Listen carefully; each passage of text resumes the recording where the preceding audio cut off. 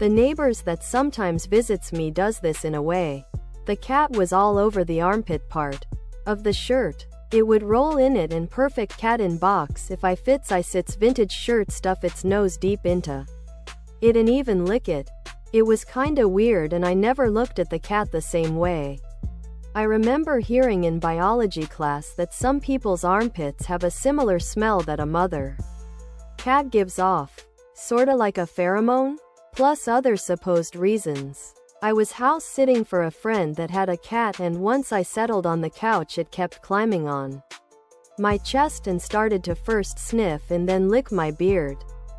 Perfect cat in box if I fits I sits vintage shirt. Tank top. V-neck. Ladies tee for women. V-neck. Tank top. What this tells them is they're not food. I don't want to eat you. Stare at perfect cat in box if I fits I sits vintage shirt things.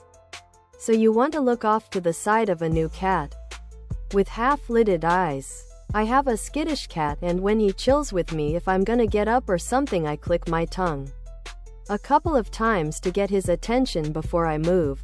This avoids startling him when I move, which keeps his interaction with me positive. I look at it as respecting my roommate's boundaries. Cats are an awesome practice at unconditional love. Someone once told me you love a cat the same way you love a woman. You don't overwhelm them right away and wait for them to desire your attention. Official perfect cat in box if I fits I sits vintage sweatshirt. Hoodie. Sweatshirt. I and my cat have a good relationship and she perfect cat in box if I fits I sits vintage shirt.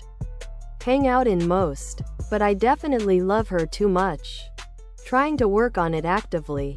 But my want to love her is strong lol. Getting better.